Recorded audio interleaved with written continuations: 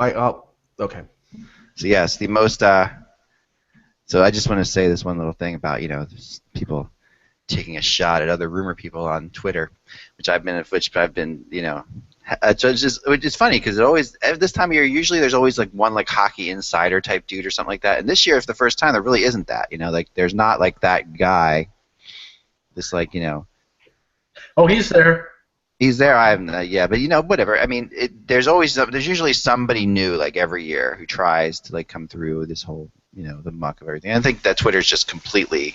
I think there's so many people trying it probably that there's no one person coming through whatever. So I know there was someone last night that was putting out bogus. It was either trades or rumors because I saw a few people disputing it last night. yeah, Everybody seems to be wanting to elbow out their own territory right now. it is. There's a lot of pissing matches going on, and usually most of the mainstream media avoids that, which is good. And then some of the newer mainstream media, will tend to not avoid it and get into it more.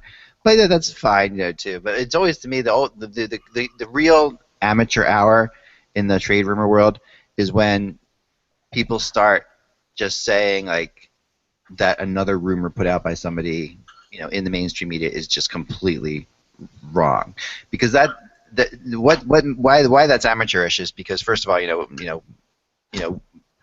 don't get rich by putting out, the Islanders have interest in Ryan O'Reilly. That's not like my job, right? To be, but what's funny about that is I put that out there, and if people say, "Oh, that's absolutely incorrect," somebody says that to me is, and I wish Kevin was on here because Kevin, we've talked about this so many times, but because he said, basically there's rumors that I put out that he thinks just can't possibly happen. He'll talk to people and he says, but he's also seen that happen where I put that out, they say can't possibly happen, then it actually does, and so you've learned after experience not to ever say that, not to ever say that's impossible. It's just saying that's impossible is amateurish because that's where you run into trouble because. I've given up. I've given up trying to interpret whether a rumor is right or wrong. I just try to see a rumor and see if it makes sense. Yeah, I think that's smart. See, that's the smart, and even then, I mean, that's even risky, Mike, because it's like you can only logically, and I've had this debate with Lyle Richardson many times. The guy who runs Spectre's Hockey, and who's really who does a great job with rumors and is an incredibly logical person, and all the rumors he'll put up a rumor and then he'll logically cut it down, and most of the time, he'll be negative about a rumor, which is true because most rumors don't actually happen, so he's probably right on as to whether or not the rumor will actually come to fruition. But that's the difference. Like the rumor, it's not a rumor is not right or wrong. A rumor is a rumor. If the rumor happens, then it actually came to fruition. If it doesn't happen, then it didn't come to fruition. That's the difference. People don't really get that necessarily. That something. I mean, I report many things that don't happen, but those things were, as far as I know, from the people I've talked to, being discussed. So, yeah, if somebody puts out a rumor right now that says that the Montreal Canadiens are interested in obtaining Semyon Varlamov from the Colorado Avalanche, I'm going to tell them that they have their head up their rectum because they have Carey Price. It makes no sense. See, but then again, as much as I want to say that you're right there, like this, and I'll throw the Chara rumors out the same way. Like this is the same thing. It doesn't seem to make any sense that the Bruins would trade Zdeno Chara. Right? There's no real logic to that. I mean, and he's the kind of player who's so intrinsically entwined with that team, and just the kind of player would only get traded if he really wants to get traded. At which time, maybe the team might say, okay, fine, we'll help you out. But then again, it's just like the problem with logic and trade rumors is that the only way logic works. I mean, I have a wife who's a PhD electrical engineer, mathematician, and we had this talk many times. The only way logic works is if you know everything. If you know everything about a situation, you know what's going on in the locker room, you know what each player wants, you know what each owner's demanding, you know what you know everything to this.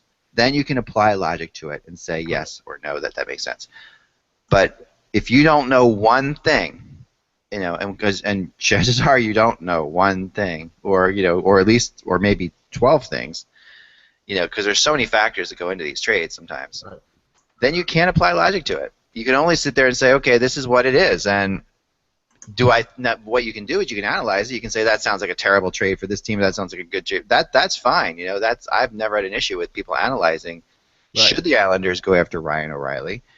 Does it make sense for them? That's totally cool. That's what this whole thing's about. That's the fun of this whole the fun of the game of this whole thing. Is analyzing these things. But to sit there and say, oh, that's just ridiculous that the Islanders would go after Ryan O'Reilly is ridiculous to say. And it's amateur. It's very amateur because we've learned by now that these things happen, and we just don't expect them.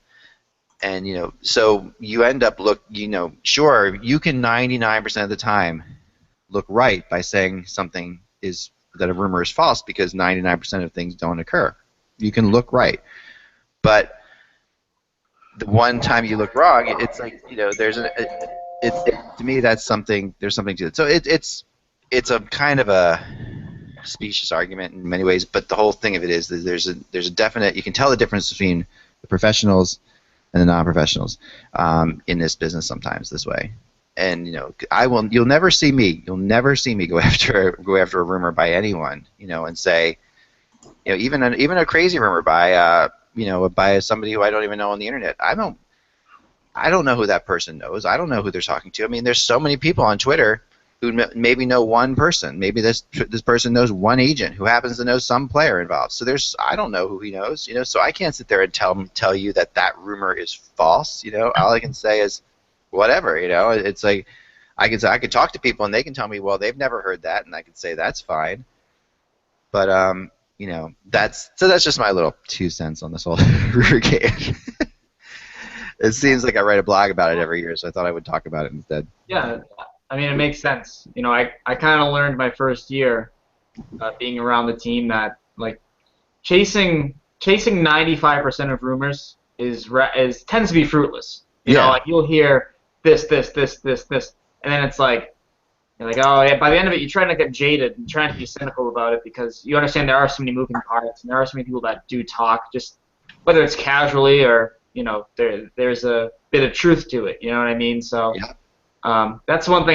You have to have an open mind, but you have to also sort of temper expectations a bit. I think sometimes. You know what I mean?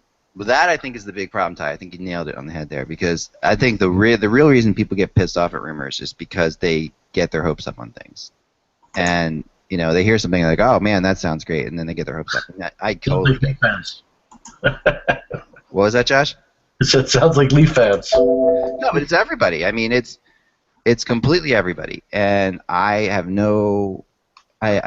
absolute total sympathy for that because I get it. I get it too. Like as a fan, and I see something that I want to happen, and I hear it talked about, I get excited about it possibly happening. But as a reporter. Sometimes I long to just be a beat writer because it would be much easier sometimes than what I do because what I do is tricky. I'm dealing in a world of people manipulating me and also I don't believe anybody gives me any information without some kind of agenda. So I've got to put everything through agenda glasses and all that stuff. So it's a little tricky. Did you get your agenda glasses from LensCrafters? Yes, of course. My agenda glasses are right over here. Actually, though, they're not because there's I have 40 different ones. And the cool thing is, I know the people who I talk to, who actually, the people I like to talk to, the agents or the GMs or the even some of the team NHL executive people that are honest about their agendas are the people I like to talk to, and because they're the ones who they'll tell you I really I'd like to get this player's name out there because I want him traded, or we want to move this guy. What are you hearing about this? I'm like, that's cool. I totally understand that you have a job to do and that you have an agenda. I'm not holding that agenda against you. The ones who fake that, certain agents out there with Twitter notoriety, who fake that, those are the ones you have to. They fake not having an agenda. That's kind of insulting and ridiculous. So anyway. That's that. I will just throw that out there. Yeah. And I'll save my Oscar predictions for later. Yes. All right, so let's start in the show. Kevin will be joining us when possible. He might have something going on with his kitchen right now because, as you know, he had a water main break in his kitchen. So I'm not sure if people are there right now fixing it. So, but we'll definitely get this going here. All right. So today's date is Friday, February 20th. We are 9 days to the trade deadline. Is that right? 9 days? Yes, 9 days. I think 9 days. 10. There you go. 10 officially? 10. Tuesday, Monday? Monday. So it's a week from Monday. Friday. You count today. Well, so we have Saturday, Sunday, Monday, Tuesday, Wednesday, Thursday, Friday, Saturday, Sunday, Monday. 10 days. Yes. All right. 10 days. We'll call 10 days not counting today. So I've never heard of Alan Walsh, Mike. No. I don't know who you're talking about there. Neither have I. He's blocked me from Twitter, and I blocked him. I'm not sure. I'm not familiar with him. Okay, so let's begin. It's gonna go Mike, Ty, Josh. Hey, Hockey World! It's Friday. We've made it to Friday, Tie Day, February 20th, 2015. I'm Michael Agello. I'm Ty Anderson. Oh, I'm Josh Rummer. And I'm Eklund. You're watching the HockeyBuzzCast on HockeyBuzz.com. This is the podcast where we come to you Monday through Friday to fill you in on the hockey goings-ons and give you some rumor speculation this time of the year and sort of just, get you caught up and so you don't have to pay attention. You can just sit back and watch the games. So this is what's happening with the news today. And we wanted to see, and I think the first thing we have to start with is Sidney Crosby got in a fight last night. Sorry, it's impossible not to mention that, Crosby got in a fight, right? So let's show it. We'll show it here real quick because it's worth, we haven't seen. This is Crosby's second fight, I guess, of his career? No, I think they said 7th. 7th. Okay, well, there you go. So Crosby fighting, that powerhouse named Dubinsky. So it's definitely Crosby picks his fights well. Now, according to Dubinsky on Hockey Central at noon, he said that Crosby jumped him. I mean, not jumped him, but initiated the fight. Like, he was like, okay, we'll go. I wouldn't be surprised. I mean,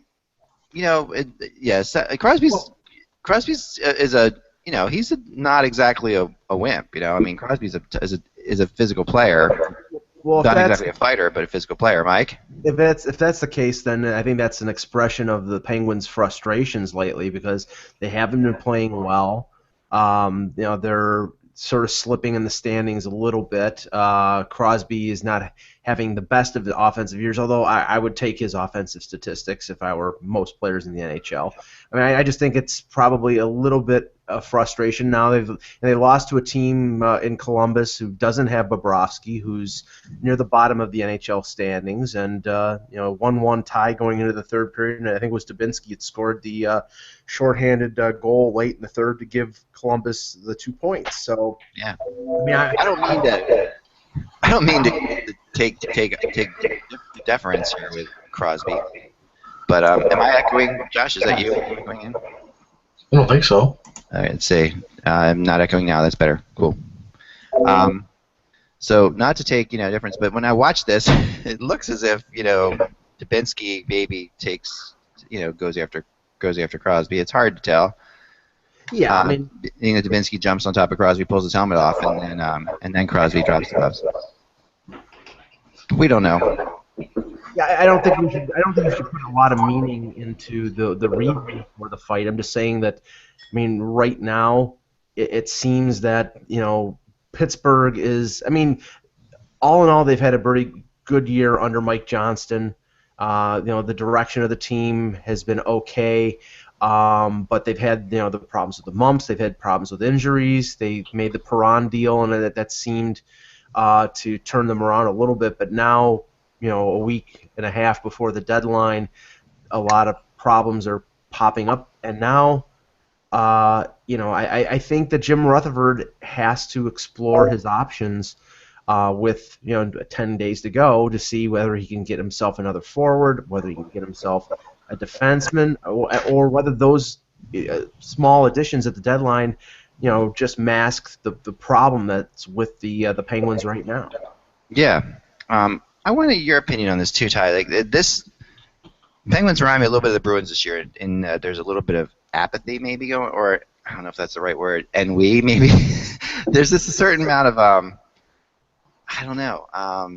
There's someone sent me an email yesterday. What can the Penguins do? You know, the Penguins are having all kinds of issues. What can they do to make it better? And Josh, maybe you should just log back in because there's something weird on your feed. Probably it's not your fault, but log out, log back in. We're getting no echo with you. No big deal. And I wanted to sit there. I sat there and I looked at the Penguins team and what's wrong with them and all this stuff, and then I couldn't really come up with anything that's really wrong with the Penguins. Like I couldn't, except for the fact that maybe this is a team that's played lots of great regular seasons and has just decided, and they just seem like they were waiting for the playoffs to start. Yeah, I mean, this is a team that the core is still in place there. I think they have injected some new life into the team, with Patrick Hornquist, Nick Spalling, Christian Ehrhoff. I mean, these are guys that, when they're in the lineup, they are contributors, and I think that, honestly, the issues that the Penguins do have, I think this is what any great team goes through, really, with the regular season does become a bit more of a grind by games, 55 and 60 than it was at games 10 through 15. Yeah. Just the way the NHL schedule is, and just the way an 82 game grind can be for teams, and I think that's just something. I think you look at this Pittsburgh team, and I think they're still one of the best teams in the East. Especially, we talk about how wide open the East is. I mean, their biggest competition will be the Islanders, I believe. And you look at how they match up against them, but this is still a team that I think I've said it from day one, and I'll continue to say it, is they will go as far as Marc-Andre Fleury takes them. Yeah. And that's the huge issue, and that's always going to be the issue. So, they can load up with Maxime Lapierre and David Perron, and they're solid contributors, and they'll be great contributors, in fact, on that team with that lesser sort of role. But still, this comes back down to how Marc-Andre Fleury performs in the playoffs, and right now he's looking all right. I mean, it's just you always have those doubts, you always have those concerns, but I think right now, this is just a bump in the road for a really, really talented Pittsburgh team. Yeah, I mean, there is something to that, to say that these are the dog days of the NHL season. I mean, if you're a team if you're a team that's already in the playoffs, it is. This is a team, and if you're 10 points up, like in that group where the Penguins are, they're basically 10 points up on not making the playoffs. So they really don't have to think about not making the playoffs. Right. Whereas a team like Florida and a team like Boston, they can't rest on their laurels at all. Florida was down 2-0 last night in Montreal, came back, tied the game, and then won it in the shootout.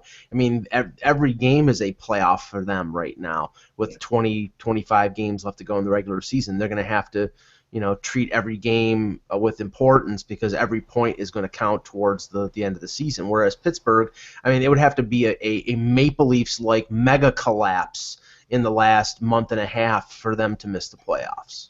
Yeah. Well, I think the big thing, too, with Pittsburgh that if you look at is one of their biggest problems over the past few years has been the fact that they were rolling out these AHL talents on their third and fourth line, and that's a huge issue, I think, especially going against the Islanders. This Islanders team in the Metro has a great fourth line. Their third line is solid as well. So that's really what Pittsburgh needs, I think, to really sort of contend and make another run toward the Stanley Cup, is they need to make an upgrade to that either third or fourth line. And the great news is that this is a market that is just teeming with third line and fourth line talents that you can pick up by the deadline. So Rutherford's dealing from a pretty strong, sort of place here, and I think he can find the guys that will make the difference for the Pens, whether that's a Daniel Winnick or countless other guys we can name here that could be a fit on that third or fourth line. Glenn Cross, he wants to be traded out of Calgary. That's another guy. I think Bergenheim's one. Yeah. He was a great fit. Yeah, but the problem is, and Kevin said this on a couple times on the webcast this week, is that right now Pittsburgh is in sort of a money in, money out scenario when it comes to the cap. So they might have to move a piece out or send somebody down to be able to bring in a guy like. The advantage for a guy like Glenn Cross, who Calgary will probably pay half of his salary to move him, or a guy like Winnick who makes $1.3 million, is the fact that their cap hits are not significant, and probably Pittsburgh would be able to fit those guys underneath the cap. You can always send people down to the minors for a few days here and there and make things that work. It's not impossible. Right, but. Now, moving on and sticking with this, I wanted to talk to you, Ty, about so Malcolm Subban's playing tonight, right? This is his first start tonight officially. Yes, this will be the first start of his NHL career. They thought it was going to happen on Wednesday in Edmonton, but it didn't, and here we are. He's going to face a much different opponent in the St. Louis Blues. Yeah, yeah. This brings up a big thing that I always thought about. I guess there's so many different ways of looking at this. You start him against Edmonton. You're starting him against the team that you'd expect him to win against. That's something that you would maybe want to give him a shot. But then Edmonton's not exactly short of firepower, so it's not. Even though you can win against them, you can look bad against them. You want him to come out with a good game. A lot of people saying they could be showcasing him. What are your thoughts on this whole thing? I think when you look at the Subban situation, and I don't think the Bruins are going to move him this year. I don't think they'll move him next year. I think you look at the situation, and the closest comparable really is with the Canucks did with Corey Schneider. They had him for years and years, and every year it seemed, when are they going to trade him? When are they going to trade him? They got to move either Schneider or Luongo. Who's it going to be?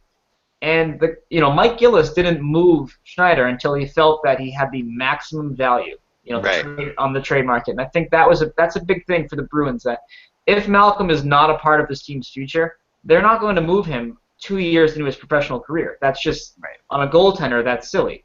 So, I think this is really just the Bruins trying to figure out what they have here, whether or not he can be the NHL backup next season, because he's already had a full year in the minors last year, albeit as a backup. This year he's been starting for Providence.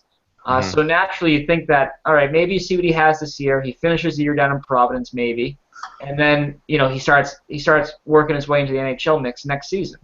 So I think this is really just the Bruins seeing what they have in him, and I was of the belief that you start him against Edmonton just because you don't want to have him come up and get absolutely shelled by either the Blues or the Chicago Blackhawks, the two teams left on this road trip. But like you said, Edmonton's a good offensive team as well. But I just think that they kind of dropped the ball on this. They said that this was too important. I'm talking about Wednesday's game against Edmonton. It was too important of a game for the Bruins not to start Tuukka Rask, and that says it all right there. Edmonton is the worst team in the Western Conference. So if that's too important of a game, I agree. I saw that too. I thought the same exact thing. I mean, if that's the case, Rask is going to start the next 25 games, right? So I just think he dropped the ball on that. But yeah, this is Subban's sort of his entrance to the NHL. We'll see if he has what it takes to push Nicklas Svedberg out of the NHL mix. Svedberg has not been as steady as the Bruins would have hoped, especially when they given their backup history with Anton Hudobin and Chad Johnson and what they expect out of that position. Svedberg has not necessarily been that steadying presence there that they had hoped for. So this could be a good chance for Subban to really stake his claim as the backup for the rest of this season, possibly too. It sounds like Lindy Ruff is the Boston coach, because when it came down to it for a few years with the Sabres in January, February, and March, he started Ryan Miller almost every night because every game was important. But the thing is, that's what you have a backup goaltender for. And when Boston has, I think Svedberg's an above average backup goaltender. I mean, you have to play him. But to your point, Ty, I agree. Vancouver with Schneider, and even the Kings with Bernier before they moved him to Toronto a couple years ago. You increase the value of these young prospect goaltenders if you prove that they can play at the NHL level. And Schneider, proved it so well that he started in a game in a conference final for the Canucks, and then essentially took over as the starter the following year. Not to say that there's going to be a goaltending controversy between Subban and Rask, but if you can improve with Subban playing 25 to 30 games in the NHL next year, that he is a top flight number one prospect for a goaltender in the league, then Chiarelli could reap the rewards in a trade the following year. I think so, and I think that is this at all? I mean, it's not an indictment on Rask, but is Rask exhausted? I mean, do you think there's something to that, Ty? Mentally, I think he's completely fried. I mean, I've seen this guy sort of melt down, if you will, week after week. Not on the ice, but you can sense that he's frustrated. This is a team that they're in the top 10 for goals against, so he's doing his job, but they're 22nd in the league in goals for. So he's frustrated. He can't. I think deep down he knows that he can't keep churning out these 38 of 40 performances. It's going to catch up to him. He is 27. He's in the prime of his career. but he's on pace to absolutely shatter his career high in minutes. He's about 500 minutes away now, and there's still 25 games left. So this, he understands, I think, that he needs more. He needs more support, whether that's from his teammates up front or the defense in front of him. He needs some help. And I think you're starting to see that kind of seep into his post-game comments. He's being very critical of his team. He's being very honest about his team. And I think that's something that is pretty different, when it comes to the country club atmosphere of the Boston Bruins. And you like to see that. You like to see fiery passion out of your goaltender, but it's going to absolutely burn him out. So even if the Bruins get in the playoffs, if Rask plays the next 20 of 25 games, they're going to be out in the first round. I mean, the numbers behind goaltenders that start 65 to 75 games of regular season are not promising. I mean, I don't think a single goaltender has won a cup that started that many games in recent years. So the workhorse era, I think, is over. You need between 55, maybe 65 starts in a year to be fresh for a 4-round playoff run, and they won't get that at this rate. Which is an issue, I think with Nashville, an issue with Montreal, and there's some teams that are really just relying very heavily on their goaltenders, and yeah, it's an issue. I completely agree with you. I think the backup goaltender is so hugely important in this league, and it's just not taken. It's not. I mean, when you look at how close these teams are right now, and you look at parity, and you think about the games your backup has to play, it's all right there. It's like your backup has to get you X amount of points to get you over the hump of the parity that exists. Yeah. And if he doesn't, you're screwed. I mean, that's just the way it goes at this point. I watched a lot of that Boston Edmonton game the other night, and I thought the Bruins benefited from the broken glass behind Rask. I thought that was like Edmonton was about to roll. They were just on fire, and that definitely helped them a lot. And then but they also showed a little bit of the old Bruins moxie and fighting back and getting a point in that game, because there was definitely a point at which, like Mike, you said, they went up 3, and Edmonton went up 3-1. The Bruins could have easily folded out. Yeah, of that game. But I noticed, Ty, when they tied it up 3-3, Chara seemed to be going above and beyond to sort of psych up the troops, pounding everybody's fist and, let's get going, guys, that type of thing. Whereas I've never seen them have to do that before. They had the confidence and they had the ability to not have to go rah-rah and get things going. And I don't know, maybe it's just a little bit of a complacency that happens with teams that have had success for a long time, sort of the Atlanta Braves syndrome, where okay, we made the playoffs. It's like, but they're taking things for granted, and now you look, Florida is 1 point behind them, and with a bunch of young, hungry kids who have never tasted the playoffs, and this is going to be a challenge for Chiarelli and for Claude Julien to get this team motivated, and for Chiarelli to see if he has the flexibility to bring in players before March the 2nd. Yeah, and I think this is kind of a throwback for the Bruins. I mean, last time you saw Chara that passionate or that consistently sort of trying to get the guys pumped up is probably 2008. When they were making their first run under Claude Julien to the postseason, and then they sort of rolled from there on forward. But I mean, I think that's sort of this has been an issue I think with this team for a few years now. Is they always go through the lulls of the regular season, much like we were talking about with the Pittsburgh Penguins. Yeah. The difference being this year, though, is the Bruins do not have the cushion or the time to do that. They can't afford to go on a 5-game losing streak right now, and I think they have to realize that at a certain point. Or they already have to realize that. Or you could say they already have gone on that losing streak, and they've got it. Yeah.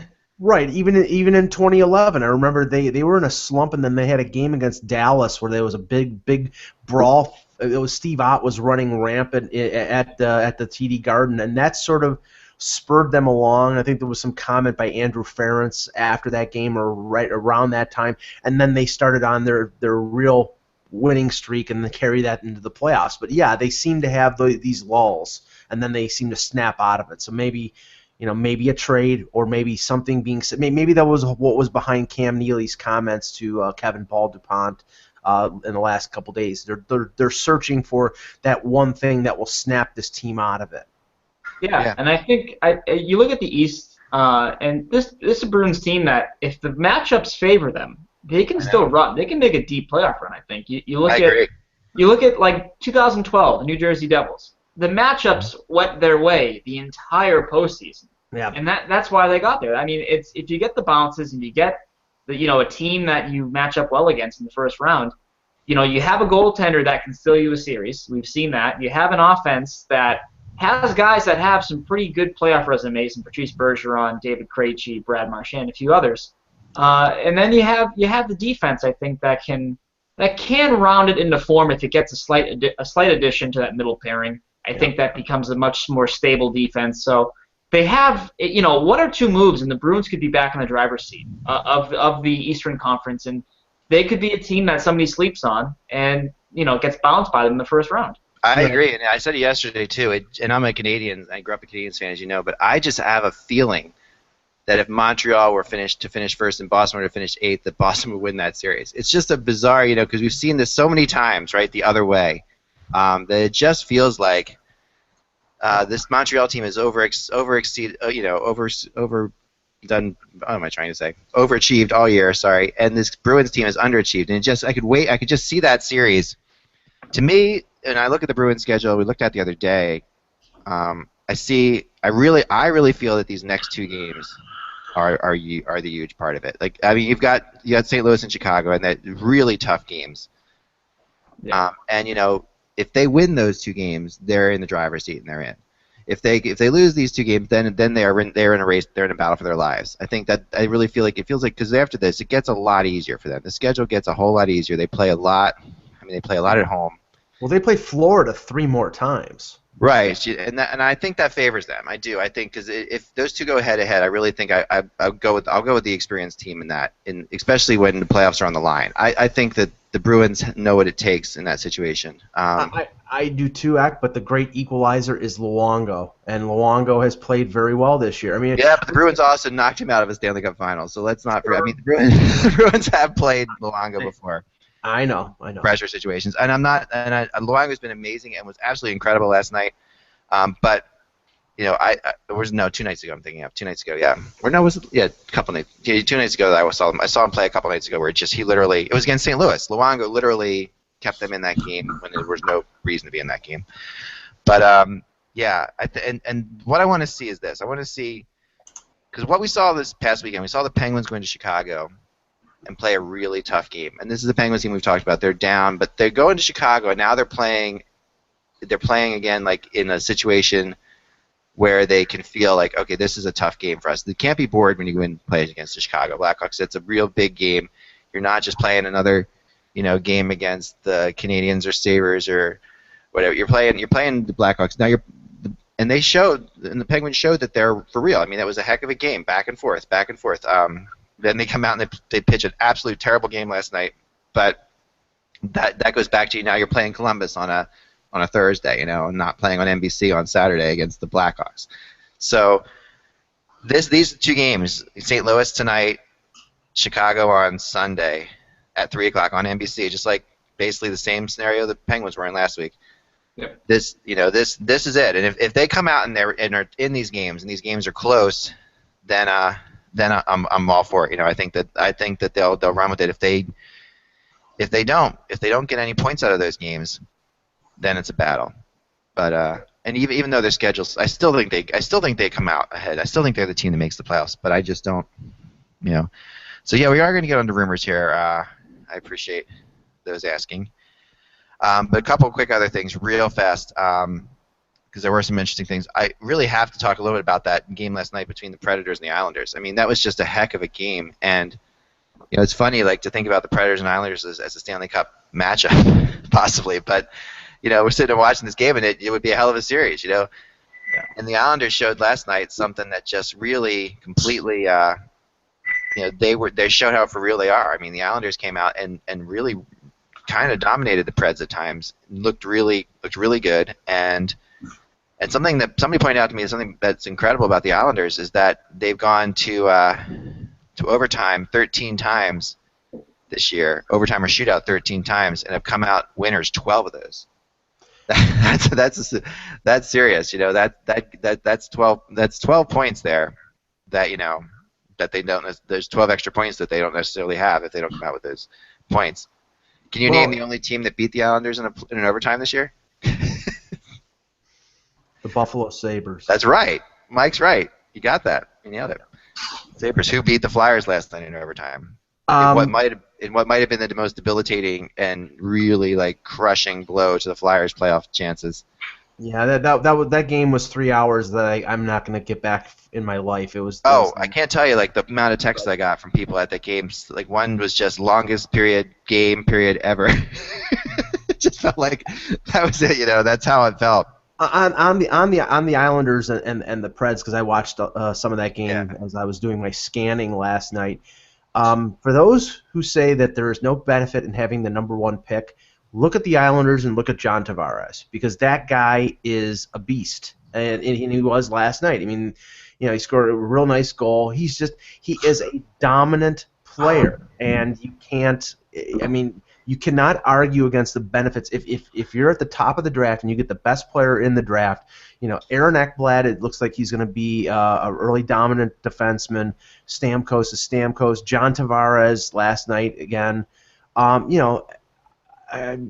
can't say enough about the quality of him as a player. And if you look at that franchise, the turnaround and the direction forward is based mostly on him and his abilities. I mean, they needed secondary players like Leddy and Boychuk to come in to help their defense. They have other young players like Opozo, and young players in the organization like Brock Nelson and Anders Lee. I think they made a couple mistakes making signing Grabowski and Kuhlman for as much money as they did, but they are additional players that help them. But that organization would be nowhere without a guy like Tavares, and I think the Islanders, if they go far in the playoffs this year, it's going to be on his back. Oh yeah, it has to be. And just wait, the future's not even there yet. I mean, they still have Griffin Reinhart, Ryan Pulock, Calvin DeHaan is still developing. That is one complete organization. I think they have a serious chance to be a legitimate powerhouse in the Eastern Conference for a very long time, and a lot of that has to do with John Tavares' contract, $5.5 million. That's the biggest deal in the NHL. You can point me 20 guys that make $1 million, and I'll still say that John Tavares' contract is the biggest deal in this league. Yeah, no question about it. He's the best finisher in the NHL, in my mind. Best finisher. Like if you one-on-one, the closest things. We'll go to some news, and Josh and you got some good things too. But just shoot up. Go ahead, Josh. What do you got? Well, first of all, I want you to cue something up. I sent you the link. Yeah, I'm bringing that up here. Okay, perfect. As you're bringing that up, the Ottawa Senators today confirming that goalie Robin Lehner and forward Clark MacArthur have both been diagnosed with concussions following a very scary incident last night that happened. That incident on Monday. I apologize. That happened against Carolina, and I just want to show everyone. It's pretty scary. There it is. Yep. Okay, hold on. I am getting it right now. Surprised it actually doesn't happen more often. Yeah, it was because of actually a pretty ferocious back check by MacArthur, and he ended up colliding with Lehner at high speed. First, we're going to watch this commercial. I've never seen this commercial, huh? It's a good one. I have never seen it. Let's come back to this in 1 second. Do you have any Washington Capitals news, Mike, Josh? Because that was the one thing I thought that was really interesting. I don't think anyone realizes right now. I got to turn this stupid thing off 1 second. All right, we'll go back. But that's a teaser. I've got something I think that's really interesting on the Capitals. So let's go back. Here we go. So I'm going to stop this now and play it for you guys. Sorry, this is not high production quality of our show, but no tread, no voyeurism here. Come on. I know. Here we go. Oh, the treadmill. All right, here's the play. there it goes. Yeah, that was it, right? We missed it. Sorry. It's 'cause they'll show it again, Aaron, on instant replay. This is a very scary moment. Yeah, and they were both out. You're probably better to rewind it because they're there for a while, Ek. Okay, let's go back. Just rewind it to the beginning. So we'll see the commercial again. I fear we're not going to see the commercial again. Here we go. Okay, here we go. Cool. Yeah. Yeah, it's crazy. I mean, both trainers came on the ice. Doctors were running on the ice. Like it was pretty scary.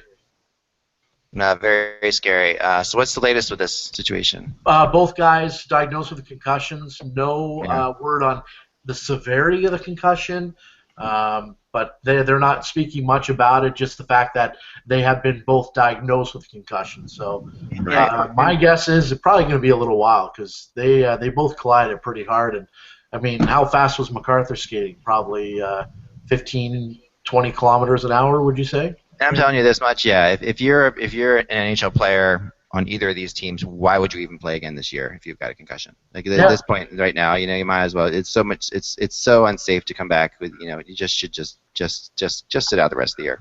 And Craig Anderson was already out with I'm not sure what injury it was, but I know he was out, and Leonard was playing the bulk of the game. So now when Ottawa beat Montreal on Wednesday, they were playing Andrew Hammond in goal, who I think started the year in the ECHL. So they're on their third and fourth string goaltenders right now. Yep. It's been happening a lot lately with a lot of clubs. A lot of goalies been recalled from the East Coast Hockey League.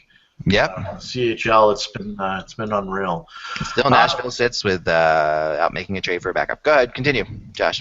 Okay, the Edmonton Oilers in the news again today. They re-upped a pair of veteran forwards, agreeing to a one-year contract extensions with our favorite name, Rob Klinkhammer, and Ryan Hamilton. Per Edmonton's 630 CHAED radio, it's $725,000 for Klinkhammer. Hamilton's contract is a two-way variety. No word on how much, but obviously two different payouts for wherever he is. Hamilton's a good player. And Craig McTavish came out today and said that they are not going to shop Derek Roy. They like the way Roy has played in Edmonton since being he's basically he's the reason Yakupov is playing really well right now. Yes, and that's exactly what he said. He That's what he said, yeah. Specified that Yakupov's turnaround has been directly, with Roy, and that they're probably going to try to sign Roy to a long. Now, having experience with Derek Roy, I would worry a little bit about that. Not that I mean, Roy is Mike, in his past couple stints, he's gone to teams, taken off like a hell in a handbasket for the first couple months, and then disappeared.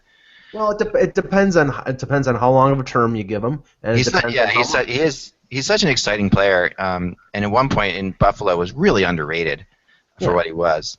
But you got to remember, he was the guy that was put on the spot when they let Drury and Briere walk, and he was basically expected to step into Drury's place, and that was unfair because he wasn't Drury. He's more of an offensive player. He's not a two-way guy like Drury was. Yeah. I think that if Edmonton signs him to a one-year extension and gets him to sing for his supper and keeps him motivated, I think that they made a good signing, and it buys them a little time. They don't have to rush Draisaitl back to the league next year or rush Eichel if they draft. Here's my fear, though. Here's my fear on that. Mike, just not to take too long on this topic, but my fear on this is that why Nashville let him go was that he didn't play any defense, and you're throwing him into Edmonton, and a team that needs you to play, needs two-way players in the worst possible way. So a little bit of if you get Yakupov going, I get that, which is good. You find chemistry with somebody. Roy's crazy fast, and we all know what he can do. But he doesn't play defense. He didn't commit to playing any in his own zone, and Laviolette couldn't get him to do anything. So that was kind of a thing. And maybe it's enough that he gets Yakupov motivated to score and show. Yeah, he could turn his game around. Sometimes a change of scenery is just what people need. And then they shop Yakupov in the summer, and they don't need to re-sign Derek Roy. That's quite possible too. Josh, go ahead. My next story, I'm sure Ty will have a take on it. Dennis Seidenberg has a no-trade clause in his contract, but if the Bruins want to trade him, he will not stand in their way. The German blue liner told Comcast Sportsnet New England.com that much on Thursday. People have mentioned those rumors to me, but all I could do at the end of the day is play hockey and work hard. That's what makes you strong. If they feel like they want to move me, then there's nothing I could do. Even if I have a no-trade clause, I don't want to be here if they don't want me. But my job is to play with full effort on the ice, and hopefully that's enough for them to want to keep me, and we'll see. And Ty, before you say something, this is exactly why I said yesterday there's no way in hell they should trade Dennis Seidenberg.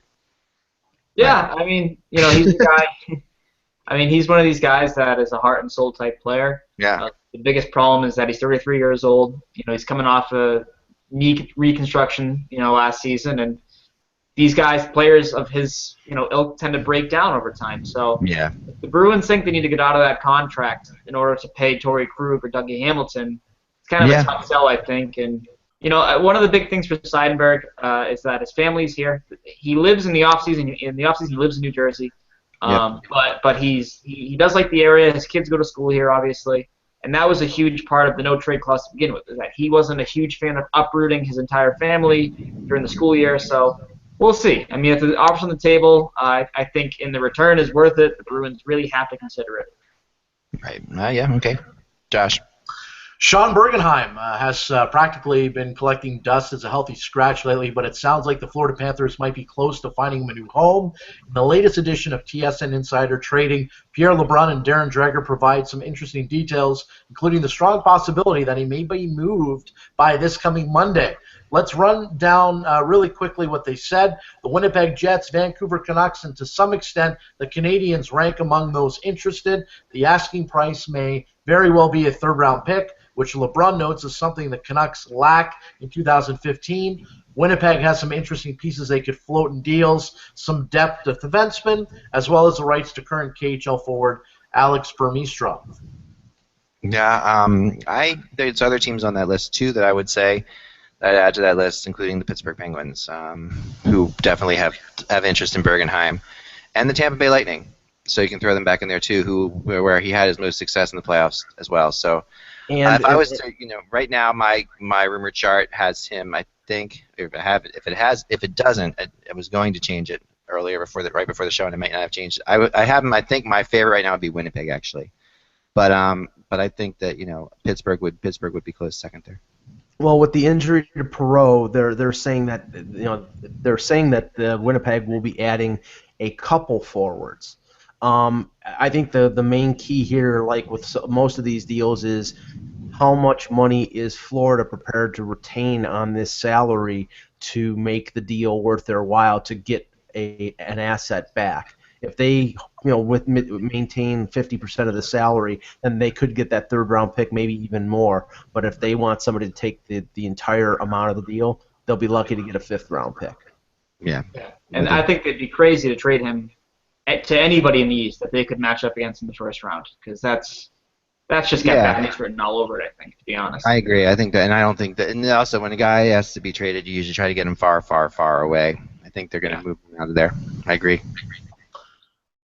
Josh. Yes, few duos, guys, have been inseparable as Ryan Getzlaf and Corey Perry, but with the Ducks having lost 7 of their last 10, the pair could be broken up for tonight's game in Calgary. Perry was taken off the club's top line and skated next to number 2 center Ryan Kessler and winger Devontae Smith-Pelly during yesterday's practice, leaving Getzlaf to work between Patrick Maroon and Kyle Palmieri on the top unit. Again, yeah, I mean, this is a little bit desperation move to a degree. The Ducks are also really heavily looking for a defenseman, as I wrote about in today's blog. And they've talked about Mikhailuk. They've talked. I'm trying to remember exactly who I mentioned today because I was just trying this. So far Mikhailuk. Philly Grossman and Kimo Timonen is a possibility for them too. And also Sakara, who is something of an enigma. Some people are not into that idea in Anaheim. And they also talked to Montreal about Emelin before Emelin got injured. Well, the talk about Sakara to me is laughable. Yeah, you've mentioned this before, and I do agree. I mean, he's I mean, like I said, I've seen him playing as a young defenseman in Buffalo. He's probably a little better than that. I haven't seen him play as much in Carolina, but he is a one-way defenseman. I mean, I've heard teams like the Rangers being interested or Pittsburgh, and the asking price is purportedly a first-round pick, and I think that's a joke. It's not going to be a first-rounder. No. Yeah, it's probably going to be as usual. It's going to be bidding, trying to increase the amount to get the bidding a little higher. I'll bet you it'll end up being a second-round pick and maybe a middle-of-the-road prospect. But I think second. I just don't think he's. Yeah. I think that's fair. Josh. Guys, here are some ice times for Tampa Bay rookie Jonathan Drouin over the last 5 games. February the 10th versus Nashville, 9 minutes and 6 seconds. February 12th versus St. Louis, 10:44. Versus San Jose, 8:59. Versus LA, 7:47. And versus Anaheim, 10:52. As you might expect, the diminished role is starting to wear on Drouin, the 3rd overall pick in the 2013 NHL draft, just a bit. And his comment, for sure, it's hard playing 8 minutes a night, but that's the way it goes here, I think. Drouin told the Tampa Bay Tribune, I just have to keep moving forward and try to be positive, and we are winning, so that's the biggest thing that I want to be a part of, winning. But I think it's something maybe we should closely monitor. I mean, is he going to be upset? I mean, is he going to be speaking out about only playing, 10 minutes a game every night? Well, if you remember, about a week ago, I wrote that Jonathan Drouin was available, and he is available. I mean, I got a lot of heat for it at the time, but I'm telling you, I've talked to teams who have gotten calls from Tampa about Jonathan Drouin. And it's I mean, this is a great player, but there's something wrong there, and I'm not surprised to see these minutes diminishing. I've heard his size is an issue. There have been people who argue with me about this and say, well, Marty St. Louis was small and took him a while to get going, and I kind of agree with that. And I think Jonathan Drouin's going to be a great player eventually. But I wouldn't be shocked if Tampa moved him at all. There's something wrong is that right now Tampa is a team that is a legitimate contender for the Stanley Cup and cannot play a 20-year-old or 19-year-old who, he's a very skilled young kid, but he's a kid. And I think it's beyond that, though. I really do. He's still learning how to play this game, and they're playing him in a fourth-line role, and he's not going to eclipse a guy like Palat or Johnson or Ryan Callahan or any of the veterans that they have. So, I don't think that this is a move that they're going to make for the deadline. But in the summer, I could see them trading him for a comparably aged defenseman because defense, again, has been their Achilles heel. Yeah, they need defense. I agree with you. Go ahead, Josh. John Finau's available. Anyway. He's... No way. Speaking of Toronto Maple Leafs, plenty of fans, media in Toronto are embracing the idea of a rebuild. But the Maple Leaf players, not so much, especially Joffrey Lupul. His comments today. You can't just throw a team out of young guys and say, well, we're going to get our effing asses kicked this year, but then we'll be better the year after because there's no saying will be, and it could hurt guys' development big time, I think. Lupul told TSN, what are we going to just restart with a whole complete group with 4 guys next year and just try and finish last? I haven't spoken to management at all, but I'm sure that's not their idea. Whatever the case, Lupul made it clear he has zero interest in going through a burn it to the ground and build it again movement, noting that there are inherent risks in bottoming out and relying solely on youth. You can play a bunch of young guys and lose all year, but who's to say that those young guys are going to develop? I don't know, Lupul explained. I think the teardown idea is maybe more of a media-driven thing. Oh yeah. One word to Joffrey Lupul. Bye.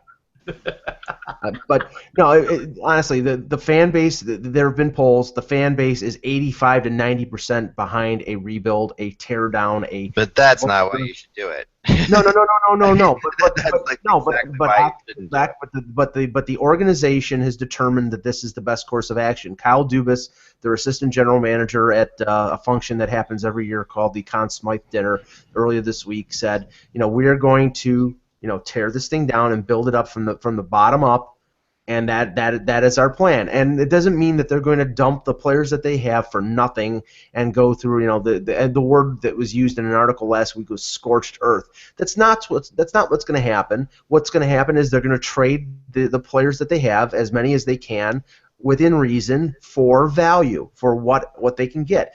It's going to be an organized rebuild. If it's not, then it's going to be an Edmonton Oiler type disaster. But I don't think that that's what they're aiming for. They're aiming for building around young picks that they will get in the next couple years. And the next couple years are apparently pretty good drafts. I mean, I know 2015 is, 2016 is also supposed to be, and they're trying to position themselves to get 2 linchpin franchise cornerstones in the next 2 drafts. And right now, they're 5th overall with a good chance at possibly winning the lottery and getting McDavid, and if not, getting another good young player, and then next year getting another one on top of that. And that is a proper way to rebuild. And for the veterans who have been in Toronto for a number of years and have continually lost and have continually collapsed, I really, I think the Leaf fans and the fan base have no patience with them and really don't care what they think. Will the fans be okay with them fielding an AHL team for 5 years? Yeah, well, not 5 years, but I don't think that, I think for a couple years, yes, because what has the team that they have had over the last few years done? All they've done is disappoint the fans. At least the expectations will be realistic. The fans in Buffalo have held their nose and watched basically an AHL team play in Buffalo, but the benefit is going to be in Sunrise, Florida, drafting Jack Eichel and McDavid, and next year having Kane and Bogosian and McDavid or Eichel and Reinhart and a few other players, and a team that has hope. And I think Toronto has, for years, had patchwork fixes, and now it's time to rip it down and rebuild it the right way. Okay. Yep. I don't necessarily agree with that, but we've been through this debate before, and it's always a good one. But I get it, I understand it. But when you look at, I've tried to think of teams that have actually done this. There's two. Look at two of the top teams, and that's all I'll say. And just make this argument real fast, and I won't let you respond. Okay, so first off, Montreal. Okay, Montreal in the last, if you look at this team versus when Bergeron took over as GM, there's I think 5 players on this team from then. Okay. Mm-hmm. So they did rebuild. I mean, they rebuilt their team. Those 5 players were key guys, of course. Subban, Price, Pacioretty. Well, no, he inherited 2. Well, no, he kept he recognized the core, he kept that core, and he rebuilt around it, right? And that's what he did. But he inherited 2 cornerstones under the age of 25 at the 2 key positions, goal and top pairing defense. No question about it. So that's how they and then you look at the Islanders. The Islanders did field an AHL team for 5 years. They completely went the opposite direction. They did sort of what the Penguins did a while ago too, which is field a really bad team for a bunch of years, and that got the Penguins, Crosby, Malkin, all the Fleury and the rest, right? So. But that's a hard thing to live through. That's a lot of years to go through because it's not just one. Because even looking at the Islanders, they got John Tavares, but beyond John Tavares, they got a lot of great players. But if they don't get John Tavares, where are they? That's like you need to get lucky on one of those top picks. Is all I'm saying. We don't know that Eichel's going to be all that he's going to be. We don't know that. So to me, Chicago got Taves and Kane. Yeah, and they did the same thing. Los Angeles got. They only bottomed out for a short period of time, like LA bottomed out for a short period of time. There's teams that, and then there's most teams that, and there's Nashville that never really bottomed out at all, right? But just managed to keep building and building and building and get to where they are. So there's so many different ways of doing it. I don't think the bottoming out for a long period of time thing is the way to do it in a major market, though. That's my issue. So I don't know. We'll see. But Josh, go ahead. Yeah, Lupul, his final comment says, there's trade rumors on every guy in here, so who are we going to put on the ice next year? A bunch of draft picks? No. Yeah, that's Lupul. Lupul, hats off to him. It takes some guts to talk up in that media. But I know Joffrey Lupul pretty well, and I like to see them turn loose. I'm surprised that that Shanahan hasn't pulled him aside yet and said, stop talking. Lupul was a fairly outspoken guy, and he's been sort of a spokesman for this team. But he can't really say a lot because he's been out of the lineup a lot.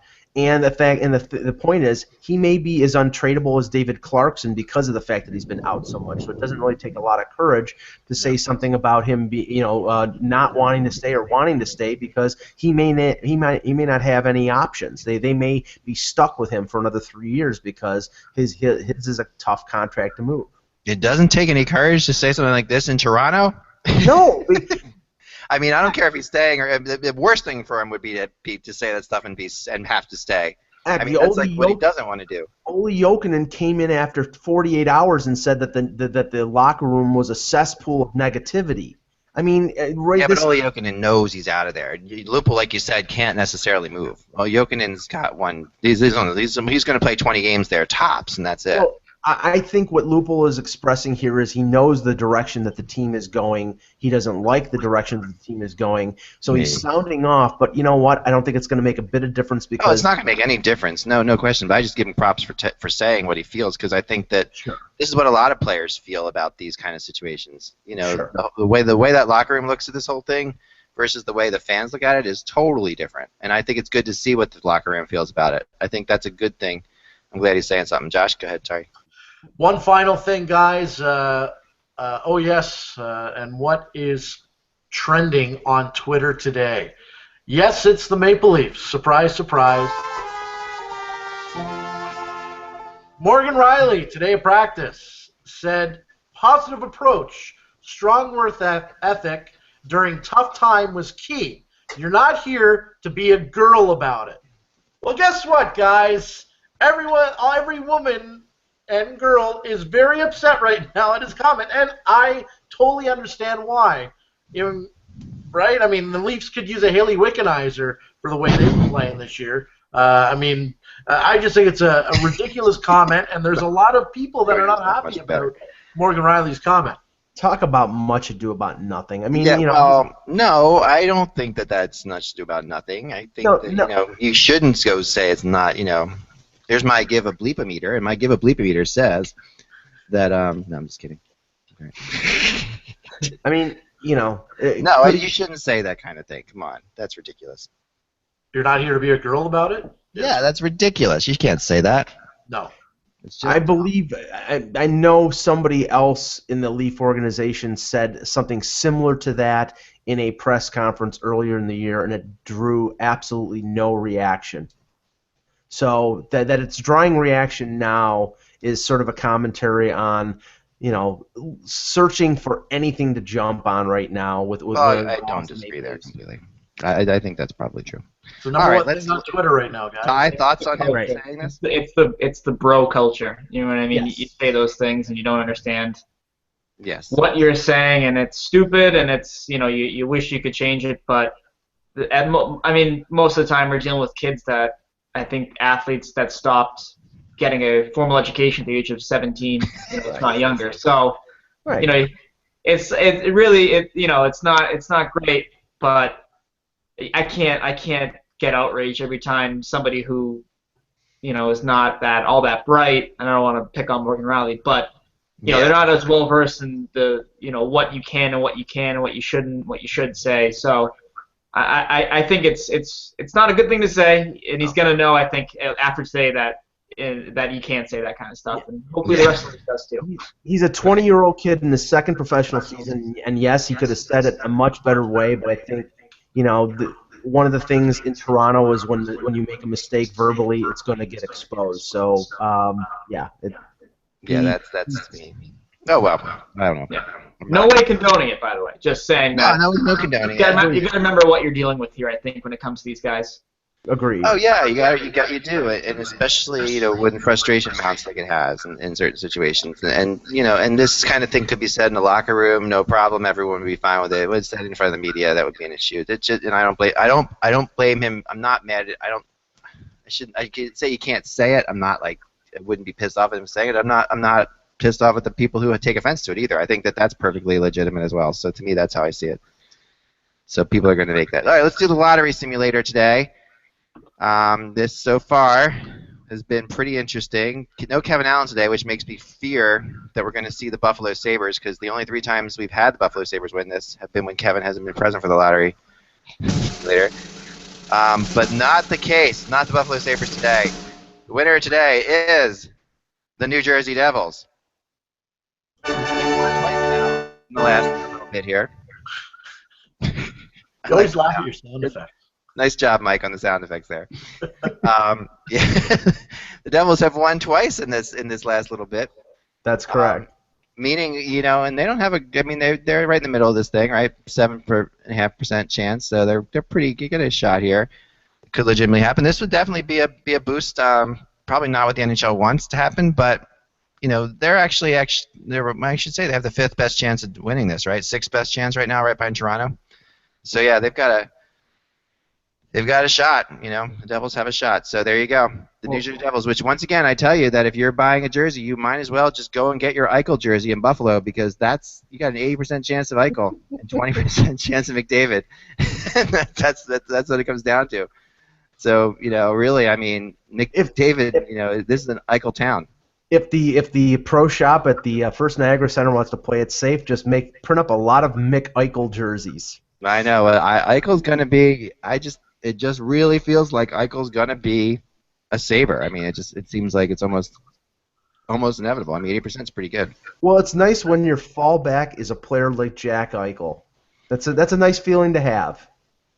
Right, and all this always, of course, when the Sabres don't win it, it takes the Oilers off the hook from having to deal with all the players that they have, and it just gives them Hannafin at number 3, which is what they need. They don't have to worry about passing up on one of these great forwards. They can get a defenseman and call it a day. So that's why I don't think it'll happen that way. I think the Sabres will win. The Oilers will be screwed again to try to avoid picking up another big forward, and that's think that's inevitable. The scenario is that one of the lower teams, preferably the one that's in 5th right now, wins the lottery, and then the Sabres get Eichel at number 2, and the Oilers get Hannafin at number 3, and then everybody's happy.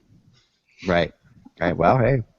This was the first time, by the way, the San Jose Sharks were in our draft lottery simulator. And now they're out of it again because they're back in the playoffs right now, right, as of today or something like that. Right, because they beat Dallas last night. But they have a bunch of games at hand, so they're really not out of it. This weekend, enjoy the weekend, guys. Tomorrow is Hockey Day in America. Right, and so there's a lot of is the local rink near you. There's a lot of free. There's a lot. Thank you very much. I'm here all week. There's a lot of free hockey everywhere. Josh, you have something to say? I just also want to point out, guys, today marks the 35th anniversary of Team USA Miracle on Ice. I remember it well. I was playing football on the outside. Outside was playing football. My mom came running out. It was pretty cool. I was probably the only person here who was watching it because we had Canadian TV and it was on live. Yeah. I was only 2, so I don't remember anything. Yes. I'm not telling you how old I was. Yeah.